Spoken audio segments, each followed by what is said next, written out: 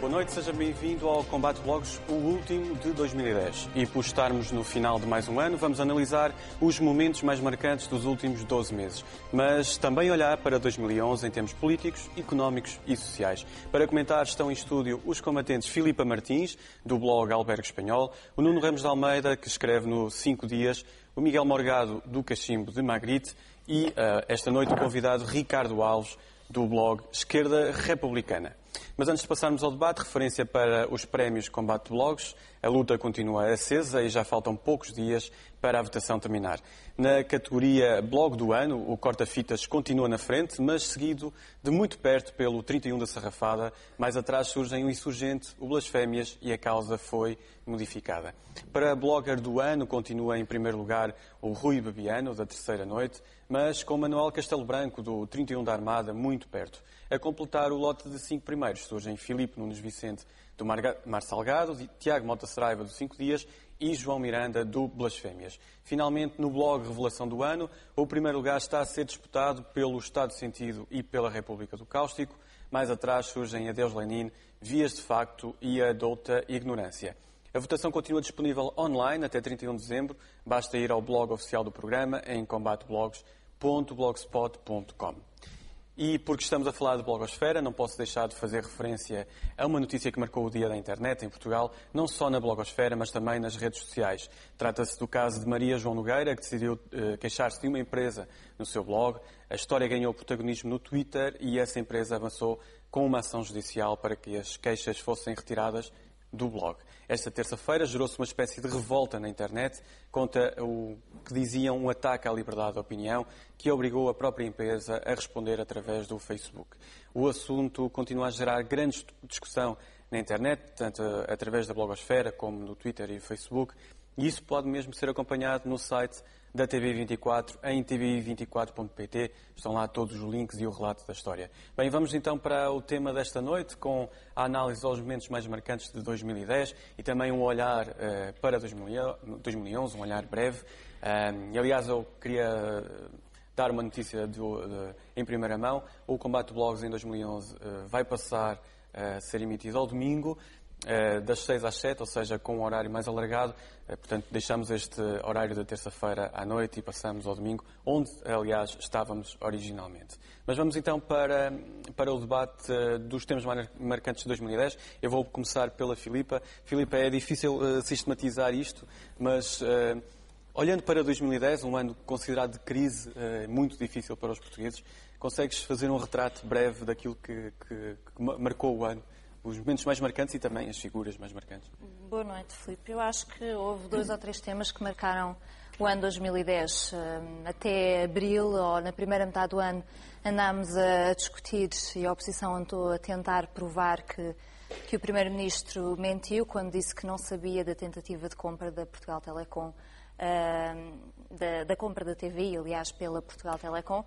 Houve uma comissão de inquérito no Parlamento. Na verdade, foi a primeira vez na história do país que um Primeiro-Ministro teve de responder diretamente a uma comissão de inquérito. Uma comissão de inquérito que tinha poderes muito semelhantes a quase um tribunal judicial. A verdade é que foram horas e horas de audições, vários protagonistas, centenas de horas de televisão, centenas de horas de comentário, e os resultados foram, de facto, infrutíferos, pelo menos inconclusivos, em que provou-se, no fundo, uma limitação muito grande do Parlamento para apurar a verdade, tendo em conta que, tendo quase poderes judiciais, não os tem efetivamente. Depois, Sócrates promete em abril não aumentar impostos. Em maio, refere que somos os campeões do crescimento, e depois, de repente, algo mudou, o mundo mudou, soubemos todos em 15 dias, coincidiu com a vinda do Papa a Lisboa. E com o Benfica campeão? E com o Benfica campeão, exatamente, foi na mesma altura.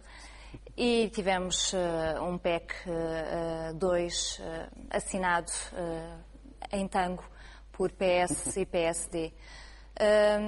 Desde meio do ano até agora, entretanto, sucederam-se vários PECs, um pacote de austeridade gravíssimo que ameaça a economia em 2011. O próprio Orçamento de Estado, não é? Exatamente, que foi o nosso último Programa de Estabilidade e Crescimento, aprovado em... PEC 3. Não sei se perdi nas contas, PEC 3. PEC 3, exatamente. Aprovado no final do ano com a abstenção do PSD. Virar à esquerda, e aqui o agradecimento ao Ricardo Alves, da Esquerda Republicana. Ricardo, também tem nos seus temas mais importantes do ano plano de austeridade, é tudo isto, o PEC, o mundo que mudou em tão pouco tempo, ou atira para o outro lado? Em primeiro lugar, obrigado pelo convite, é a primeira vez que cá venho. Eu creio que o tema principal do ano foi a crise do euro. Portugal entrou na União Europeia já há um quarto de século, entrou com um discurso em que se considerava que não havia alternativa a fazermos parte da União Europeia. Posteriormente, mais à direita, houve um discurso pragmático de que, vindo os fundos europeus, tudo estaria bem, que a União Europeia era uma coisa boa por essa razão, e mais à esquerda, um europeísmo ingênuo de que facilmente a União Europeia se transformaria numa federação democrática. Acordámos em 2010 com uma União Europeia que não parece ser capaz de lidar com uma crise de dimensões continentais, que não parece ter as instituições adequadas para lidar com essa crise, em que a figura principal que aparece a responder a todos os problemas que se colocam é a chanceler da Alemanha, não é nem o Presidente da Comissão Europeia, nem ninguém do Parlamento Europeu, e, portanto, eu acho que é o ano em que acordámos para o problema que a União Europeia representa. Nós temos uma União Europeia em que o Parlamento Europeu não é um Parlamento no verdadeiro sentido da palavra, porque não pode iniciar a legislação. Aquilo que é normal em qualquer Parlamento e um grupo parlamentar poder propor a legislação não é possível no Parlamento Europeu. Ao nível dos Estados, no Conselho Europeu, temos uma distribuição desigual do poder, com os Estados mais populosos a terem mais direito de voto do que os Estados mais pequenos. Nas federações democráticas, há uma Câmara dos Cidadãos em que a representação é proporcional e há uma Câmara dos Estados em que os Estados têm o mesmo número de representantes. Isso não acontece na União Europeia. Temos uma Comissão Europeia que tem poder político. Também se paga tendo em conta o número de habitantes. Peço desculpa. Sim, o número, a população. Portanto... Temos uma Comissão Europeia com poder político, mas que não resulta de eleições. E temos um Banco Central Europeu que pode emprestar dinheiro aos bancos, mas não aos Estados. Acordámos em 2010 com esta situação, num país em que, há já 20 anos que se fala em haver um referendo aos tratados da União Europeia, nunca houve, foi várias vezes prometido. Chegaram a estar de acordo os principais partidos e o Presidente da República, nomeadamente quando foi do Tratado de Amsterdão, e, no entanto, nunca houve um referendo, nunca houve uma discussão de âmbito nacional para pensar o que é que significava a União Europeia. E nesta altura parece que não haverá essa discussão também, porque os governos quase que forçam estas medidas, não é? Os governos forçam estas medidas, mas eu acho que o euro foi adotado, se não me falha a memória, no dia 1 de janeiro de 2001. Ainda não estamos a chegar ao fim de 10 anos, e aqui há 10 anos ninguém diria que poderíamos falar em países abandonarem o euro, como se fala agora, em a Grécia, Portugal ou a Irlanda poderem eventualmente abandonar o euro. Portanto, é um modelo que está em crise e em 2011 vamos ter que saber qual é a resposta que se vai dar a esta crise. Miguel, nós aqui falámos muito sobre a crise do euro e também sobre o plano de austeridade. De qualquer forma, e fazendo... Os jornais têm feito o balanço do ano e houve vários jornais, nomeadamente os económicos, que colocaram Teixeira dos Santos como a figura do ano. Concordas com o facto de Teixeira dos Santos ter sido a figura do ano em Portugal? A figura do ano, talvez acidentalmente, porque se o nosso problema é económico e financeiro, o Ministro das Finanças iria ficar sempre, de uma maneira ou de outra, na linha da frente. Parece-me exagerado, mas isso faz parte também da imprensa económica, que dá sempre esse destaque, por vezes absurdo, aos Ministros das Finanças.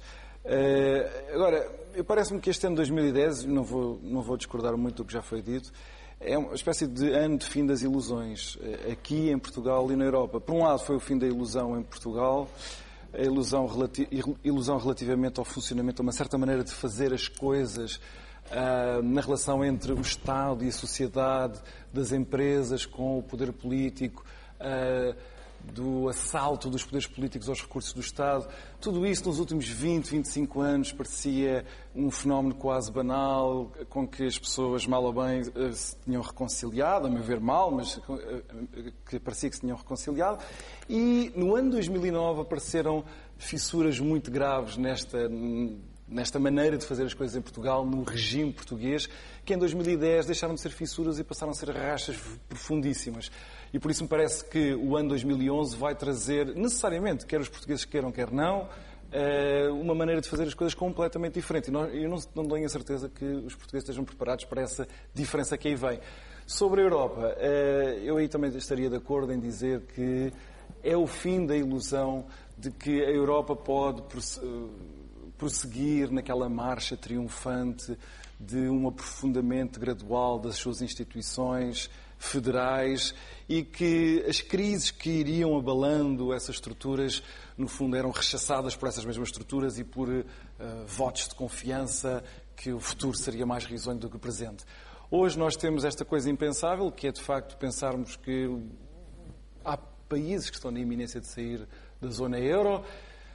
A visão mais optimista diria que esse país seria a Grécia, menos Portugal e menos a Irlanda, mas a Grécia, não estou mesmo a ver qual é a receita que se possa aplicar à economia grega que permita salvá-la dentro do contexto da moeda única. Sinceramente não consigo ver.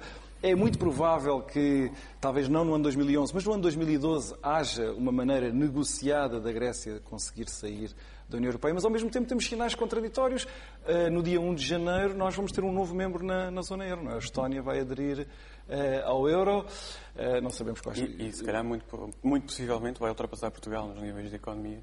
No caso dos países bálticos, mas no caso dos países bálticos, a questão financeira e da adesão ao euro está a provocar uma crise profundíssima. Em alguns países as coisas têm funcionado relativamente bem. A Eslovénia e a Eslováquia, que aderiram recentemente à zona euro e têm sobrevivido a esta crise com relativa serenidade. Mas no caso dos países bálticos não é bem assim. E já agora, é o fim das ilusões também para os povos europeus em geral, mais para os povos do Sul, menos para os povos do Norte. Eu não estaria seguro de que a crise é continental. Do ponto de vista económico, a crise não é continental. Há uma grande diferença no comportamento económico das economias do Norte para as economias do Sul. Mas há o fim das ilusões europeias, na medida em que o ano 2010 agrava esta percepção que as pessoas... tornou-se um lugar comum, mas essa percepção pública do declínio europeu relativamente a todas as outras regiões do mundo, desde a América, a Ásia, claro, e a África, ao continente africano. No entanto, o continente africano parecia que ia ter um ano 2010 de viragem, finalmente uma trajetória de prosperidade. Temos agora sinais muito preocupantes, sobretudo na África Ocidental, de que os males de que a África padecem não estão superados. Aliás, com o recrudescer dos problemas também na Costa do Marfim. Costa do Marfim e na Nigéria, não é? São problemas complementares, de problema de elites políticas cleptocráticas que se agarram ao poder, e no caso da Nigéria, aqueles problemas ainda mais intratáveis de rivalidades éticas, de rivalidades religiosas que rapidamente transbordam para níveis de violência que para aqui na Europa seriam impensáveis. Temos já um olhar para 2011. Nuno, queria também um olhar teu e também uma análise em relação àquilo que falámos aqui e se quiseres também avançar para outros temas. Eu acho que há, por um lado, o fim de algumas ilusões, mas a manutenção de outras ilusões. Isto é, não nos podemos esquecer que esta crise advém de uma crise mundial que foi criada pela multiplicação da especulação financeira sem controle. E estamos numa situação que alguém com alguma graça dizia que é, neste momento, temos os incendiários a culpar os bombeiros porque a casa está alagada. Isto é, temos os Estados a serem culpabilizados e a pagarem uma crise que muitas vezes não foram eles que criaram, mas foram eles que pagaram. E se a criaram e têm responsabilidades foi por não terem atalhado em relação a essa especulação financeira e em privilegiar uma economia, digamos, mais ligada à produção e menos ligada à especulação. Isto é um aspecto. Agora, não podemos tirar as nossas responsabilidades, porque, como diz o Miguel com muita razão, a crise é assimétrica. Há países que reagem melhor e há países que reagem pior. E não podemos ter ilusões, porque Portugal reage muito mal. E se eu tivesse que dar algum prémio, daria o prémio Zandiga de Ouro ao ministro Manuel Pinho, que já em outubro de 2010, disse que a crise tinha acabado. E, portanto, isto demonstra a cegueira da classe política portuguesa, não percebendo que neste esquema da globalização, com uma moeda única, com o euro, e em que nós perdemos em relação aos países que a Europa se vai abrindo, porque concorremos com eles sem capacidade de concorrer com eles. E, simultaneamente, não conseguimos um modelo económico alternativo de desenvolvimento que nos aproxime dos países do centro, nós estamos na pior situação possível. Para 2011, colocava-te uma segunda questão, que era um outro prémio, que é o prémio Miss Simpatia para o professor Cavaco, porque o professor Cavaco tem uma ideia idílica dos mercados. No último debate que eu assisti com ele diz que os mercados são uma espécie de velhinha simpática, que se a gente fala mal deles, vem o cãozinho e morde e cria desemprego. Uma ideia que era interessante discutir do ponto de vista ontológico, a diferença de ideia do professor Cavaco, por exemplo, do Prémio Nobel de Economia, também ele economista reputado como o professor Cavaco, o Krugman, em que tem a ideia, e aliás escreveu no blog, e eu já disse aqui, que os mercados são mais ou menos uns tipos de 22 a 24 anos que gostam de cocaína e estão à procura de prostitutas. Portanto, entre a velhinha do professor Cavaco e os malandrões do Krugman, há uma discussão ideológica em relação à economia. E essa discussão é importante, porque, de facto, nós temos a culpa... Com Cavaco Silva na Presidência da República, o que é que vai acontecer? Não, é assim, qual é o caminho? O caminho de quem? O caminho português, é o caminho Krugman ou o caminho... Em princípio, como o Krugman não se candidata às eleições presidenciais, é pouco provável que a gente o eleja. Portanto, temos o professor Cavaco Silva, que diz que estamos muito melhor com eles, embora estejamos mal, e que os mercados não devemos falar mal deles e devemos dizer o que eles... Isto é, ser mansinhos com eles. A verdade é que esses mesmos mercados, que têm as agências de notação como um aspecto importante dos mercados, são capazes de dizer que nós não nos chafamos e basta-nos o rating porque não pagamos a dívida e na semana seguinte são capazes de nos baixar outra vez o rating porque nós, como pagamos a dívida, não temos capacidade para nos desenvolver. O que é, nos dois casos, são deixa-me só dizer uma coisa. São ambas verdades. Deixa-me só finalizar isto. Acho que há aqui uma discussão importante. Porque se nós nos podemos a jeito para a especulação, como dirá o Miguel, a verdade é que a nossa alternativa está em discutir o modelo económico em que nós participamos na Europa e não se faz apenas no quadro nacional. Ok. Eu só queria fazer aqui uma chamada de atenção para a imensa caricatura que o Nuno está a fazer. Eu acho que essa discussão ideológica pode-se fazer e está em curso há pelo menos 2 anos, um pouco pelo mundo inteiro, sobre os mercados e especulação, e nós já trocámos aqui umas bocas sobre essa discussão ao longo destes meses. Agora, sobre o que Cavaco Silva disse no debate, ele diz uma coisa que é do mais elementar senso comum e não tem nada a ver com o que o Nuno disse. Ele diz uma coisa muito simples. A economia portuguesa, neste momento, quer a gente queira, quer não, depende absolutamente do financiamento externo. Absolutamente. E este absolutamente quer dizer, se amanhã se caça o financiamento externo, não havia dinheiro para pagar os médicos nos hospitais, os medicamentos, não havia dinheiro para pagar salários de funcionários públicos. Espera lá. Não havia. Por isso nós estamos nas mãos daquilo que se chama os mercados. Porque nós nos pusemos nas mãos deles. Por isso o que Cavaco Silva está a dizer é não vale a pena protestar, fazer estas eloquentes tiradas contra os malvados dos especuladores que gostam de cocaína e de outras coisas. Quando nós estamos nas mãos deles e a única coisa que nós podemos fazer até corrigir a nossa situação, que vai demorar muito tempo, é pelo menos obter a sua confiança. Digamos que está a porque perder a sua confiança é perder esse financiamento. E eu gostaria de saber o que é que o Nuno diria que se o financiamento externo se casse e se todas estas necessidades que são necessidades cruciais neste momento, se essas necessidades não pudessem ser satisfeitas de um momento para o outro. A questão já aconteceu noutros países do mundo. Eu caricaturei o amável professor Cavaco Silva como tu estás a caricaturar o Paul Krugman, que a frase é bombástica, nem sequer é dele, é de um irlandês, mas tem o seguinte significado, isto é, a saída da crise pode ser feita com várias políticas económicas. E nós temos necessidade de instituições europeias que protejam a dívida soberana, de modo a poder alterar as condições de fundo da nossa economia, que são condições estruturais. Neste momento, nós não podemos estar à mercê dos mercados. Tem que haver uma resposta importante da Europa em relação a isso. E, infelizmente, mesmo com o taisez-vous, porque não tem calas, do Durão Barroso, a verdade é que nós vemos o tipo da Eslováquia, que não é um país báltico, mas o tipo da Eslováquia a dizer-nos que se calhar temos que sair, e a seguir, mais importante, o Ministro da Economia da Alemanha a dizer que aqueles que não cumprem ficam sem direito de voto e devem sair da zona euro. Não queria ouvir também Mas repara uma coisa, com a Grécia já aconteceu este ano. Miguel, deixa só ouvir a Grécia já teve presente em muitas reuniões onde não tinha direito de voto para nada. Exato. Por isso esse problema isso já se está a colocar. Agora, se tu me disseres que existe esta cacofonia por parte das lideranças políticas dos Estados europeus, nós podemos estar de acordo. Agora, vês dizer que nós precisamos de respostas. O Banco Central Europeu é que anda a comprar dívida portuguesa. Claro. Não é isso que pretendias? Claro. Ricardo, então, devias mencionar esse facto, pelo menos. Mas neste momento, como tu sabes, o Banco Central Europeu compra a dívida portuguesa, não diretamente, através dos bancos empréstimos. Compra no mercado secundário. Claro, está bem. No mercado secundário. Portugal não consegue financiar às taxas de juros que pretende. Miguel, mas porque o Banco Central Europeu não há de emprestar dinheiro diretamente aos Estados? Porque isso é uma regra fundamental da independência dos bancos centrais. Se isso não tivesse acontecido, nunca teria havido moeda única.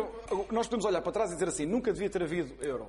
Podemos discutir isso e eu acho que se deve discutir. Não é essa. A questão não é não ter havido euro. É como é que foi feito. Mais ou menos consensual, sobretudo em Estados democráticos. E reequilibra os tempos e deixa falar o Ricardo.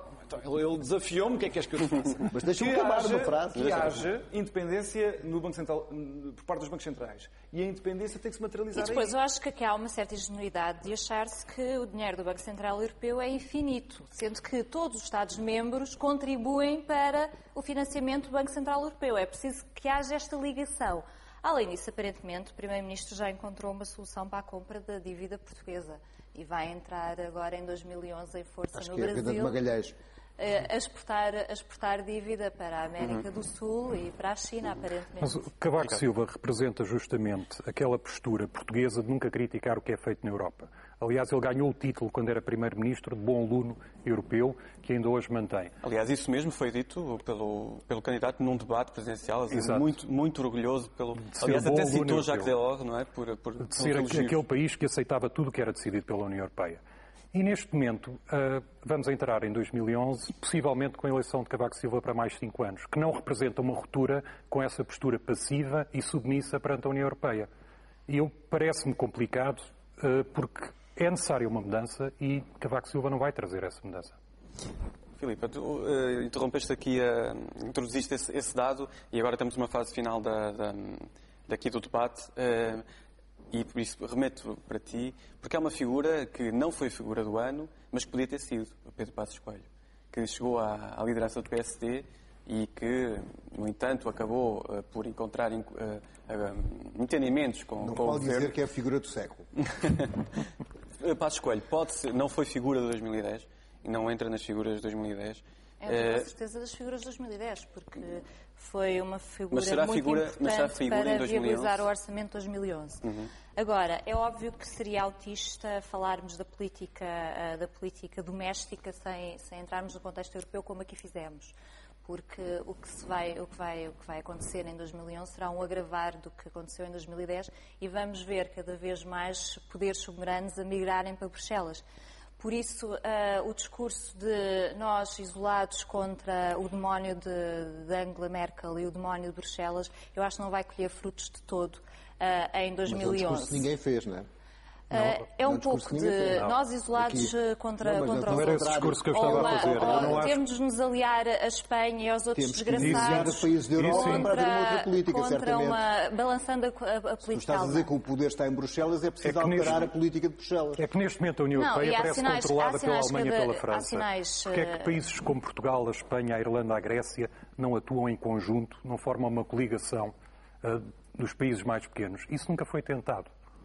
Não, a questão é a última instância. Se um desses países cair num cenário de bancarrota, a verdade é que terá de ser resgatado e não será certamente com a ajuda de Portugal e de Espanha, mas sim com forças como a Alemanha e a Inglaterra. O facto de ter muito dinheiro é uma força tão grande, muitas vezes, como ter muito dinheiro, não é? É isso que nós temos de ter em conta. Além disso, a Alemanha vai passar por 7 eleições para o próximo ano. E isso também faz-nos temer sobre a postura do país em 2011. Em relação à política externa, à política interna e voltando a Passos Coelho, eu julgo que a tua pergunta tem por trás a questão de haver ou não eleições antecipadas em 2011. Só haverá eleições antecipadas se reunirem uma série de condições, nomeadamente se houver apresentação de uma moção de censura. Eu não acredito que o PSD apresente uma moção de censura logo a seguir às presidenciais, porque acabou de viabilizar um orçamento. Mais depressa acredito numa moção de censura de esquerda, do Bloco de Esquerda, logo a seguir às presidenciais, que seria, por certo, chumbada pela direita, e isso seria uma proteção do Bloco de Esquerda perante uma futura moção de censura da direita, e aconteceria uma espécie de mata-mata, e não será por aí que o Parlamento será dissolvido. Depois, Cavaco Silva por si nunca fará nada. Cavaco Silva por si fará alguma coisa se as circunstâncias o obrigarem a fazer. E que circunstâncias seriam essas? Para já, teria de haver uma maioria absoluta de direita incontestável nas sondagens. Só assim é que ele se atreveria a deitar abaixo o Parlamento. Depois, se o Governo fosse, de facto, provasse que era incapaz de cumprir aquilo que se propôs no Orçamento de Estado para 2011 e tivéssemos uma solução da FMI, e ele já admitiu num debate presidencial que o FMI cá significaria um falhanço. Ou então se Sócrates tivesse uma noite mal dormida e caísse em consciência e achasse que Portugal estaria num pântano, mas aí a base social do PS teria de estar muito fragmentada, teria de estar certamente abaixo dos 30% nas sondagens para ele decidir sair. Nuno, o que não é previsível. Queria pedir-te uma última opinião. Eu queria colocar uma questão que não está na política nacional, embora estando na política nacional, que é o caso do Wikileaks como uma questão importante deste ano de 2010. E na tua opinião, Julian Assange poderá ser a figura do ano? Não, eu queria colocá-la para o ano de 2011. A questão do Wikileaks levantou questões sobre a liberdade na internet e sobre a circulação de informação na rede e também sobre a neutralidade da internet. E estas questões vão ser questões fundamentais no ano de 2011. Está em causa a possibilidade de sermos todos iguais perante a rede. Os Estados vão querer um maior controle da internet para impedir casos como o Wikileaks, e impedindo casos como o Wikileaks, na prática o que vão fazer é restringir a liberdade de informação e liberdade de opinião na rede. Ricardo, muito breve. Eu acho que o Wikileaks é realmente um dos acontecimentos do ano, porque é uma prova de que se pode começar a formar, de certa forma, uma opinião pública mundial que não vai passar necessariamente pelos mediadores tradicionais, pelos média tradicionais, mas que vai passar pelo acesso direto dos cidadãos à informação, pela organização dos cidadãos através das redes, e isso, de certo modo, contrabalança o poder que os Estados têm vindo a obter nos últimos anos. Miguel, uma última nota. Uma nota só para apontar para o ano 2011. A região que tem trazido tanta instabilidade ao mundo continua a ver as suas tensões agravar-se no ano 2010 e, por isso, 2011 é um ano de todas as incertezas, sobretudo na zona do Afeganistão e do Paquistão, onde tudo está em aberto. E uma coisa que para nós parece muito distante, mas para aquela gente que vive, e que são muitos milhões de pessoas que vivem naquela região, a relação entre Israel e o Irão. Muito obrigado. Antes de terminarmos este combate de blogs, não posso deixar de partilhar convosco uma imagem colocada esta semana no Facebook do programa e que me deixou algo perplexo. Segundo dizem, possui algumas semelhanças com o candidato presidencial Francisco Lopes. Fica a imagem, se quiser, deixa a sua opinião no Facebook. Eu não concordo, mas de qualquer forma fica aí a imagem. E a tua mãe, o que é que diz? Também discordo. Bem, fica aí a imagem. Foi assim mais um Combate Blogs, o último de 2010. Nós regressamos em 2011 com mais tempo e novamente aos domingos. Muito boa noite.